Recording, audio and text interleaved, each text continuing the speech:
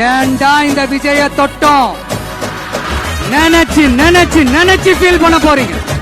தமிழும் தளபதி எங்கள் அடையாளம் இல்ல. இந்த வீடியோ கிளிப் பார்த்துருப்பீங்கன்னு நினைக்கிறேன். 55 நாள் கழிச்சு மக்களை சந்திச்சு தளபதி பேசியிருக்காரு.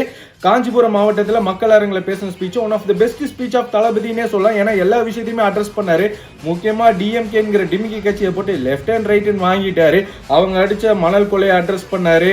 அப்புறம் தாவேக்காவோட 13 வாக்குறுதி கொடுத்திருக்காரு. முதல் கட்டமா இதை பண்ணியிருக்காங்க. அதுல முக்கியமா என்னன்னு பாத்தீங்கன்னா அனைத்து மக்களுக்கும் நிரந்தர வீடு, அது போக ஒவ்வொரு வீட்டுக்கும் மோட்டார் சைக்கிள் வழங்க வழிவகை செய்யப்படும்ன்ற மாதிரி சொல்லியிருக்காரு.